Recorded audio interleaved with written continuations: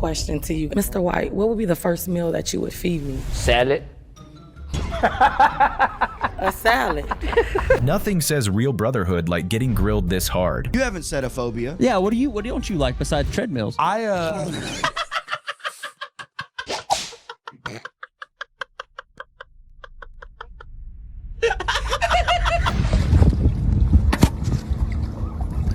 I look better in pictures or in person? In theory. What's your take on whether we should be sending money to Ukraine or not? Were you in favor of that? As of 2025, Mark Cuban's net worth is estimated at $6 billion. So asking him whether tax money should be sent overseas is bound to spark a hypocritical response, and Tucker Carlson was ready with a brutal reality check. Half my family's Ukrainian from my grandparents, and so, personally, I think we should help. But I don't have a studied answer for you. How much money have you sent to Ukraine? None. Oh, so what do you mean by we? You're the one whose family's from Ukraine. Like, why don't you send them $1 billion? Because I'm trying to fix healthcare. Why don't you fix their healthcare if you're like so deep? If you think we need to help, why don't you start? How about you first? Yeah. I notice that's never like even an option for anybody. It's like, we need to help. That's not what charity is. Forcing other people to help is not charity. You're a doctor, right? Yes. How much money you got in your bank account right now? Why is everything money with you? Because that's all he has to offer. We all know that one guy flaunting gold chains and $20,000 watches while nobody knows what he actually does. Most of the time, that kind of wealth can crumble, and this doctor didn't hesitate to point it out. FBI, if you're listening, I want you to investigate and verify our sources of income. No, I'm serious. Wait. There is something we call verifiable income, and there is something we call fraudulent activity. If you want to find out, How old are you? How old are you? 25. How old are you? Oh, really? Really? You're 25? How do we know that? How do we know that? My ID. How do we know that? Here's my ID. Why don't we take a look at my ID? Let's take a look at your ID. We can take a look at my ID. Hey, male or female on there first?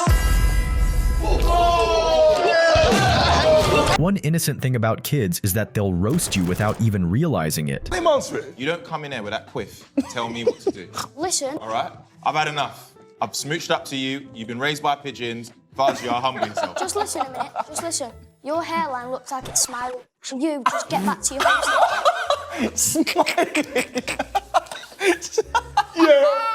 Yeah. Smiling. Smiling is mental. Okay. As you know, the Space Shuttle Discovery orbiting the Earth on a 9-day mission. So right now, we're going to link up with the shuttle and speak with 3 of its astronauts. Shuttle Commander Kurt Brown, pilot Steve Lindsay, and of course, a personal hero of mine, Senator John Glenn. During a late-night segment on The Jay Leno Show, he went live with astronauts in space, and what they blurted out was exactly what we're all thinking. I was curious about this. What can you see on Earth from space? Can you see like the Great Wall of China, stuff like that? Well, Jay, sometimes if the lighting is good, we can see the Great Wall of China, but we just flew over the Hawaiian Islands and we saw that. And Baja California, you can see the pyramids from space, and sometimes rivers and big airports. And actually, Jay, every time we fly by California, we see your chin.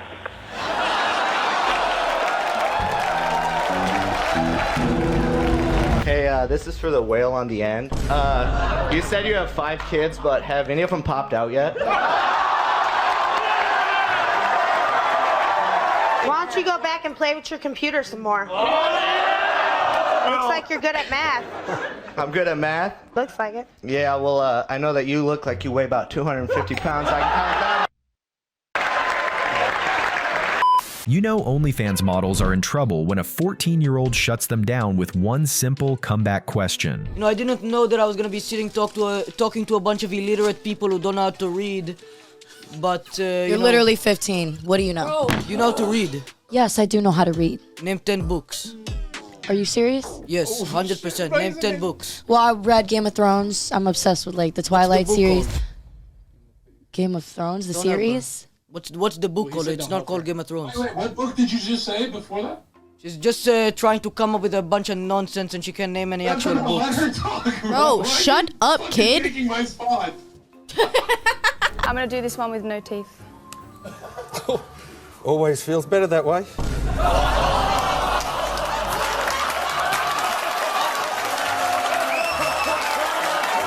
Intrusive thoughts are tough to fight, and in this case, someone completely lost the battle during what was supposed to be a serious moment. The gutter is a rough place, you know, and you got to do everything, any and everything to make it, you know, every situation, including aborting twins, you feel me, to better yourself because I do want to leave you.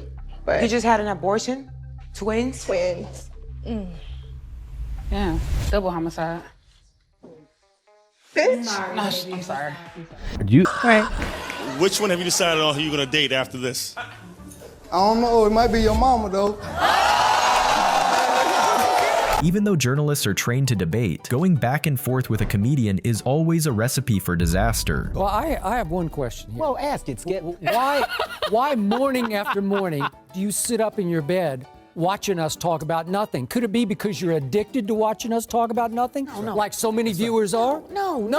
I'm addicted. I'm addicted to what are you gonna say wrong next, Skip? Oh. Okay, that's what I'm addicted. You know, Skip, I've never seen a man that can be wrong and keep the same straight face. I've never seen somebody that's wrong so much. I've seen Skip contradict himself so many times and look in the camera and not blink. When it comes to LeBron James, how many times has this man contradicted himself? Do you generally like or dislike your opponents? Generally, I don't give a fuck.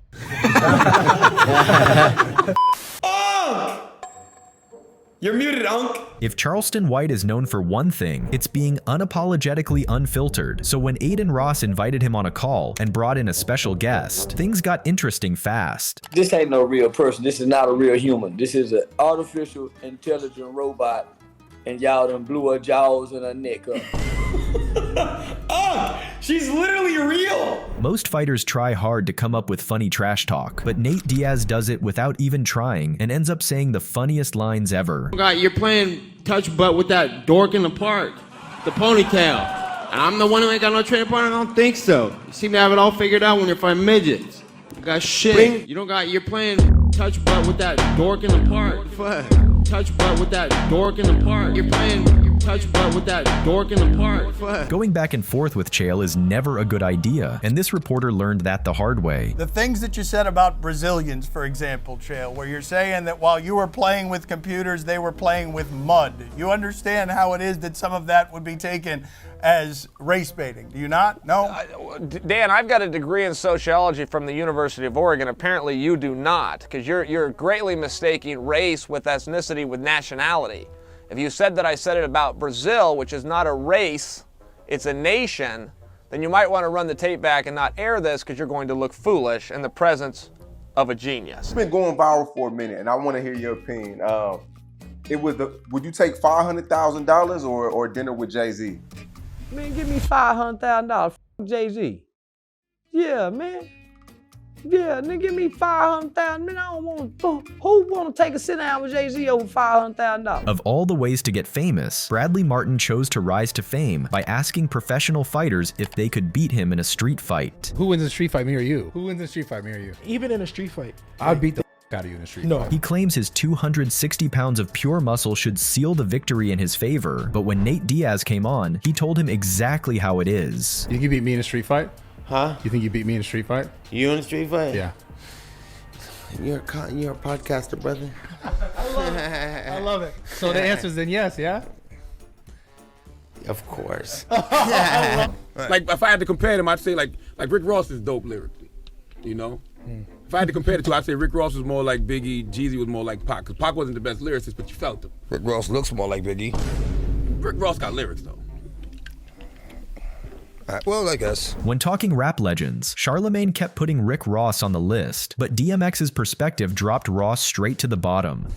J. Cole is nice. J. Cole is nice. You know, lyrically, you know, I heard his first song on the radio before I even knew who it was. Like, damn, who's that? You mean? Something like just grabbed my attention like that. I'm surprised you don't like Ross lyrically, man. Ross be He's all right, man. He just talk about eating and you know, girlfriend too much, you know? We all know that one friend who's constantly talking about motivational BS. In the UFC, that guy is Luke Rockhold. Even something, if you know something is going to happen, if you're confident in that situation, you will achieve things in life. That's how you overcome things. That's how you put yourself out there. You believe it and you achieve it. And that's what I do. I know what I'm going to do. I know that I'm better than this. Sounds like I the know worst that I'm gonna self-help knock him book you've out. ever read. Conceive, believe, achieve. Shut the up. Jimmy Kimmel may be known as a people pleaser, but he's surprisingly quick on his feet when it comes to a brutal comeback. During the competition, did you consider using witchcraft to help you? Whoa, hold on. That joke is like 1996, I think, so... Yeah, but you know what? So are you, to be honest. There's this movie coming out. Yes. Title undetermined at this point. Chairman of the board. Oh, all right. Do something with that, you freak. I bet the board is spelled B-O-R-E-D. Talk in the daytime. Yeah. You're quite scintillating. Scintillating. Yeah. Nice. Define that. What's that? Define it. Define what? Scintillating. You define it. You define it. You said it. English is not really my strongest subject. Of course. Well, I'm glad you said it. If you're a guy, pay close attention. We've all had those awkward moments of finishing too fast. When it happens, this is the comeback you'll want to have ready. Yo, so many women are like judging us on our first nuts. Yeah, It's like, come what on. do you? Listen, back in the day, you had to come quick because a leopard might eat you. Thanks for watching.